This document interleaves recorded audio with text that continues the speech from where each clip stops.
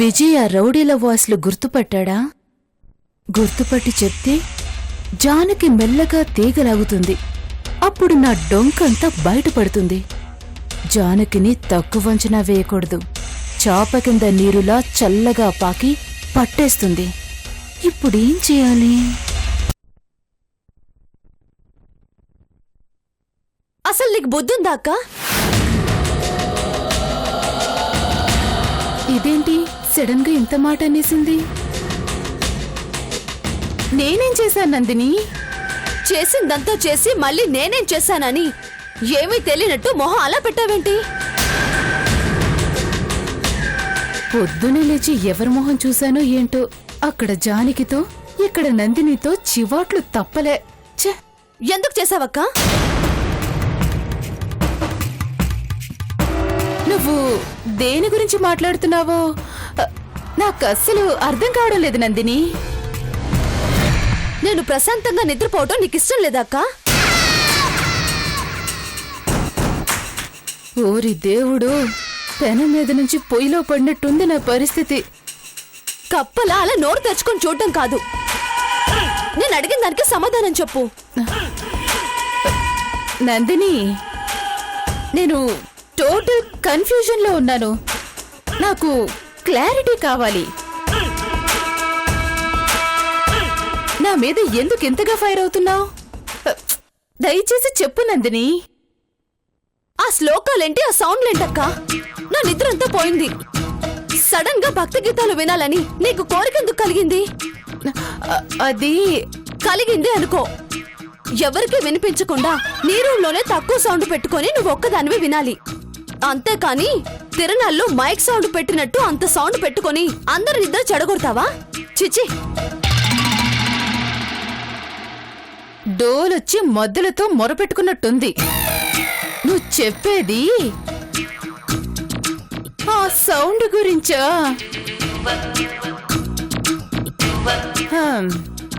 అది భరించలేకే నీ రూంలో దూదుంటుందేమో చెవుల్లో పెట్టుకుందామని నేనొస్తే నన్ను వాయించేశావు. మరి ఇంత పొద్దున్నే భక్తి గీతాలు పెట్టిందెవరు? అత్తయ్య? అత్తయ్యకి ఇలాంటి అలవాట్లు లేవే. అత్తయ్య కాదు, జానకి.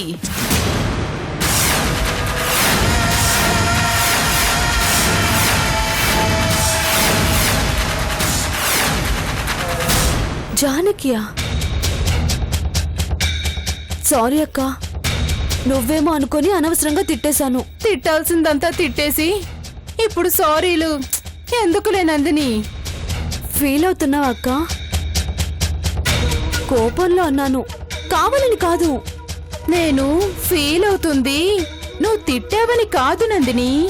మరి జానకి ఇంటికొచ్చి ఒక్కరోజు అయ్యిందో లేదో అప్పుడే విజయ్ని ఇంప్రెస్ చేసి తన వైపుకి తిప్పుకోవాలని తిప్పలు పడుతోంది.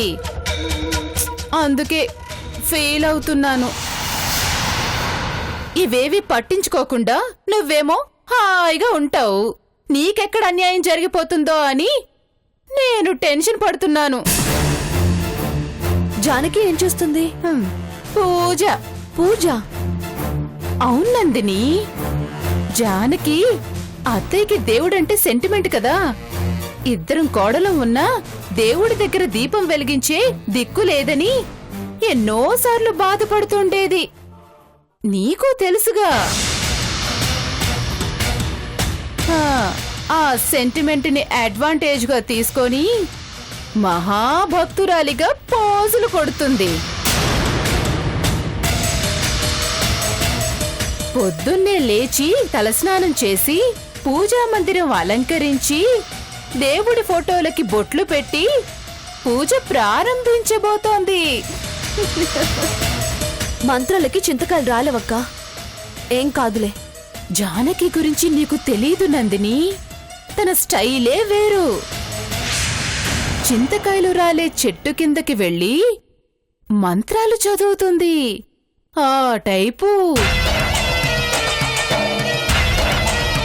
మన దేశంలో పుట్టగొడుగుల్లా బాబాలు స్వామీజీలు పుట్టుకొస్తున్నారంటే దానర్థం భక్తికి పడిపోయే వాళ్ళు ఎక్కువయ్యారు అనే.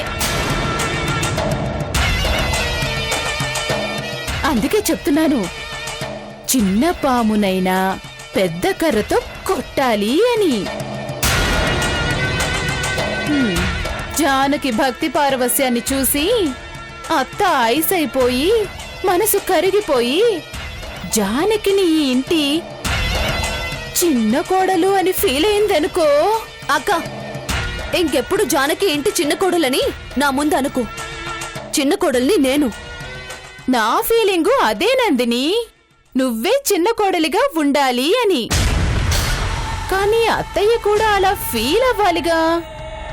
నువ్వెలాగూ విజయ్ని పురుగులా చూస్తున్నావు, దానికి విజయ్ ఫీల్ అవుతున్నాడు.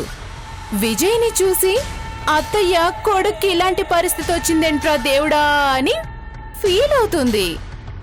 ఇలాంటి పరిస్థితుల్లో జానకి ప్రవర్తన అత్తయ్యకి నచ్చి, జానకి నా చిన్న కోడలు అయితే నా కొడుకు సుఖపడతాడు, ఈ ఇల్లు బాగుపడుతుంది అనే నిర్ణయానికొచ్చి విజయ్తో చెప్పిందనుకో. ఆహా, అనుకో, అప్పుడు విజయ్ కూడా నందిని ఎలాగూ నన్ను భర్తగా అంగీకరించదు, ఆల్రెడీ చిన్నప్పుడు తాళి కట్టిన జానకే నా భార్య కదా, అమ్మ కూడా జానకిని చిన్న కోడలుగా ఇష్టపడుతుందని జానకి దగ్గరైతే. అక్క, ఆహా, అయితే అప్పుడు నీ పరిస్థితి ఏంటి? అత్త మనసులో స్థానం కోల్పోయి, భర్త మనసులో స్థానం కోల్పోయి, ఇక నువ్వు ఈ ఇంట్లో ఉండి ఏం సాధిస్తావు? అందుకే చెప్తున్నాను, నీ స్థానం పదిలంగా ఉండాలంటే జానకి విషయంలో నువ్వు ప్రతి క్షణం అలర్ట్ గా ఉండాలి. అప్పుడే నువ్వు ఈ ఇంటి చిన్న కోడలిగా కంటిన్యూ అవుతావు.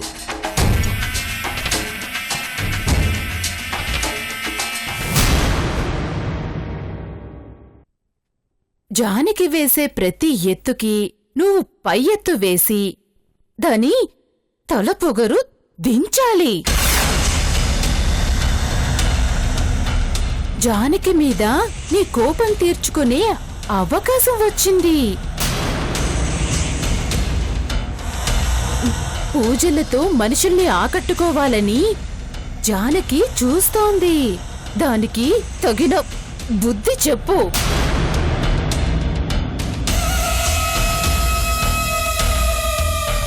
ఈ విషయం చెప్దామనే నీ దగ్గరకు వచ్చాను. వస్తాను నందిని. బెడ్ కాఫీ ఇంకా తాగలేదు, తలంతా పట్టేసినట్టుంది. రోజు బెడ్ కాఫీతో అత్తయ్య నిద్ర లేపేది, ఈరోజు ఎందుకు రాలేదో. బహుశా జానకే వద్దని ఆర్డర్ వేసుంటుంది. ఏం చేస్తాం, అవసరం మానది. కిచెన్లోకెళ్ళి కాఫీ ప్రిపేర్ చేసుకుంటాను.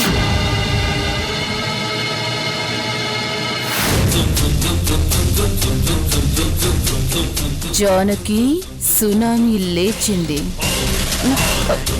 వస్తాను.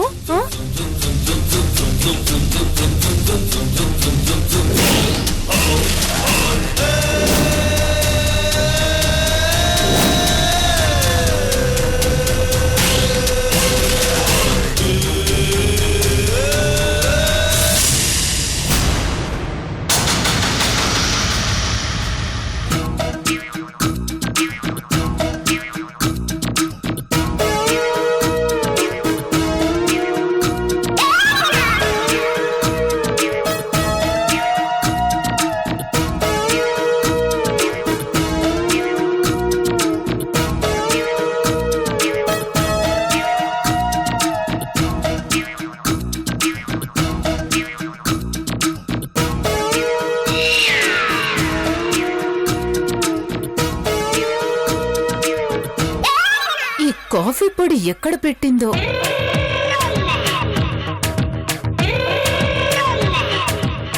దొరికింది.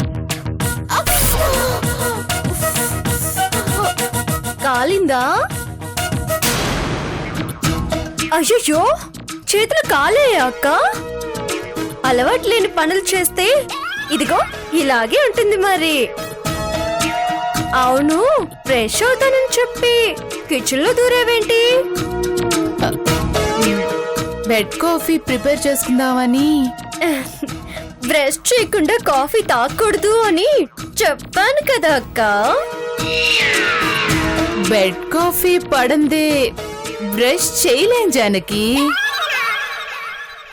బ్రష్ చేయకుండా కాఫీ తాగితే పళ్ళు దెబ్బతింటాయక్క. వెళ్ళు, వెళ్ళి బ్రష్ చేయి. అలవాటైపోయింది జానకి. మార్చుకో అక్క. ఒక్కసారిగా మార్చుకోవాలంటే కొంచెం ఇబ్బంది జానకి. కావాలంటే రేపటి నుంచి బ్రష్ చేసి తాగుతానులే, సరేనా? కుదరదక్క. ప్లీజ్ జానకి. సారీ అక్క. తప్పదా? తప్పించుకోవాలని చూడొద్దక్క. వెళ్ళు, వెళ్ళి ముందు బ్రష్ చేయి. తర్వాత స్నానం చేసి ఆ పైన దేవుడికి నమస్కరించి హారతి తీసుకున్నాకే కాఫీ అయినా టిఫిన్ అయినా. అన్ని పనులు పూర్తయ్యాక కాఫీ తాగాలా? ఈలోపు నా ప్రాణం పోతుంది. నా వల్ల కాదు. నువ్వేవైనా అనుకో, నేను బెడ్ కాఫీ తాగే తీరుతాను. సడన్ గా అలవాటు మార్చుకోమంటే ఎంత కష్టమో నీకేం తెలుసు? అక్క, అలవాటు అనేది మనకి బానిస కావాలి తప్ప మనం అలవాటుకి బానిస కాకూడదు. చెప్పడం ఈజీనే, ఆచరించడమే చాలా కష్టం. కష్టపడితేనే ఫలితం దక్కుతుందక్క. చెడ్డ అలవాట్లు మానేయడానికి కష్టపడ్డం తప్పులేదు. మొదట్లో కొంచెం ఇబ్బంది అనిపించినా తర్వాత అదే అలవాటైపోతుంది. శ్రీరంగ నీతులు బాగానే చెప్తావు. ఏంటక్క ఆలోచిస్తున్నావు? అదే ఎలానా అని ఆలోచిస్తున్నాను.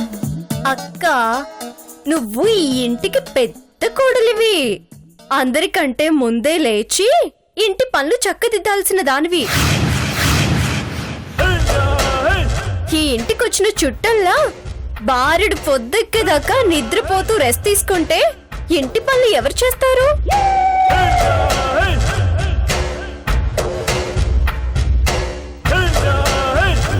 అత్తయ్య ఉందిగా జానకి.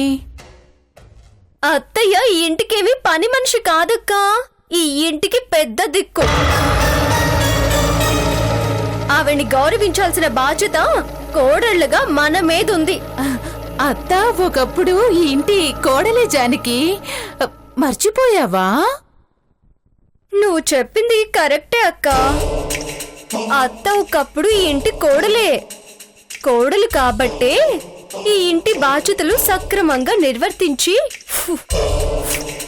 ఎవరికి ఏ లోటు రాకుండా చూసుకుంది. ఓపిక ఉన్నన్నాళ్ళు ఈ ఇంటి కోసం, ఈ ఇంట్లో మనుషుల కోసం తన రెక్కలు ముక్కలు చేసుకుంటూనే ఉంది. కొడుకులు పుట్టి కోడళ్ళొచ్చిన తర్వాత కూడా అత్తే అన్ని పనులు చెయ్యాలంటే ఎలా అక్క? తనకి వయసు పెరిగింది కదా, చేయడానికి ఓపిక ఉండాలి కదక్కా. రేపు మనం కూడా కాబోయే అత్తలమే. మన కోడళ్ళు కూడా మన చేత గొడ్డు చాకరీ చేయిస్తే మనకెలా ఉంటుందో ఆలోచించక్క. వయసులో ఉన్నప్పుడు కష్టపడాలి, వయసు ఉడికిన తర్వాత విశ్రాంతి తీసుకోవాలి.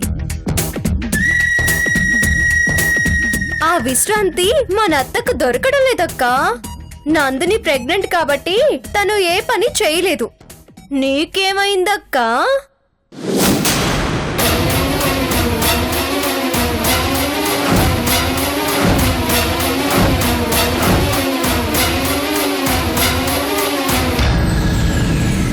రేపటి నుంచి ఇంటి పనులన్నీ నువ్వే చూసుకోవాలి. నువ్వు ఈ ఇంటికి పెద్ద కోడలివి. ఈ ఇంటి గౌరవం నిలబెట్టాల్సింది అత్త తర్వాత నువ్వే అక్కా.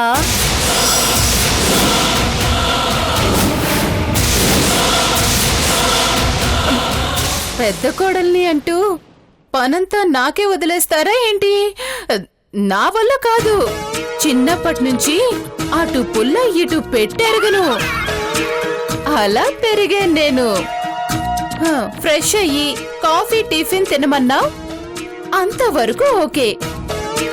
ఇబ్బంది అయినా ప్రయత్నం చేస్తాను. అంతేకాని గౌరవం పేరుతో బాధ్యతలన్నీ నా నెత్తి మీద వేస్తే చస్తాను. నా వల్ల కాదు జానకి. నీ వల్లే కావాలక్కా.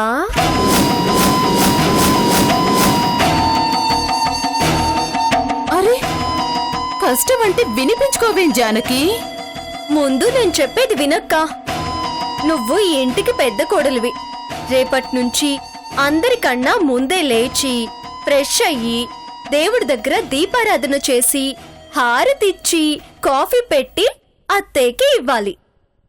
అర్థమైందా?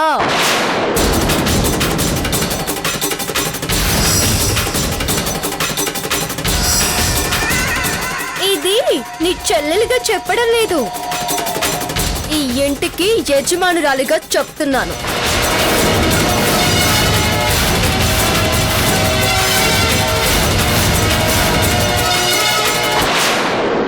అలాగే జానకి.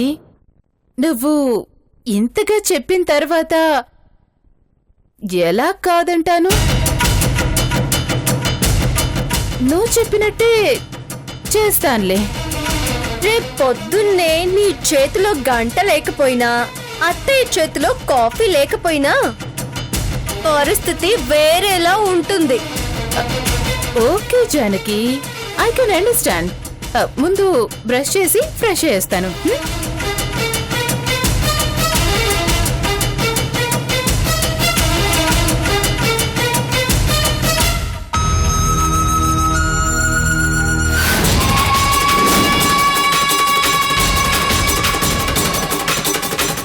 నన్ను ఫుట్బాల్ ఆడుకుంటున్నట్టు ఆడుకుంటున్నావు కదూ. సంతోషపడకు జానకి, నందిని నిన్ను ఆడుకుంటుంది.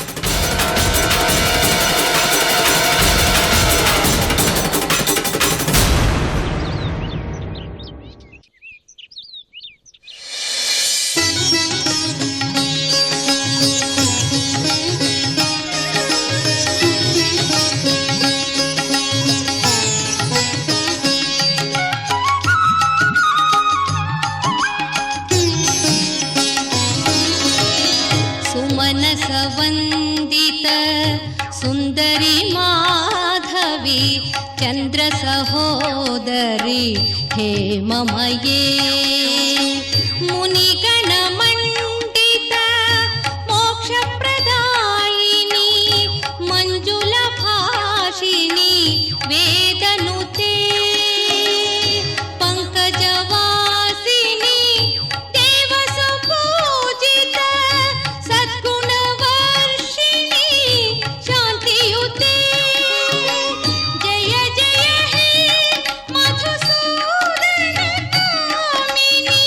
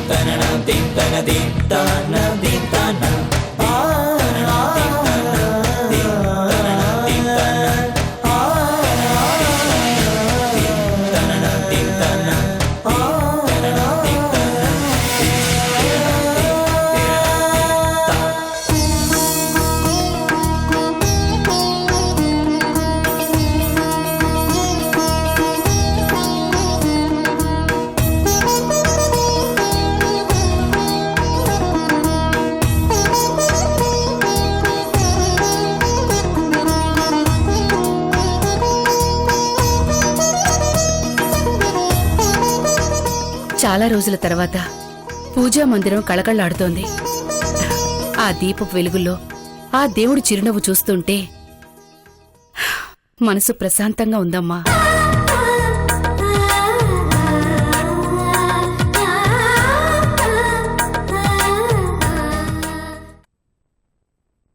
చెప్తాను, నన్ను చంపకండి.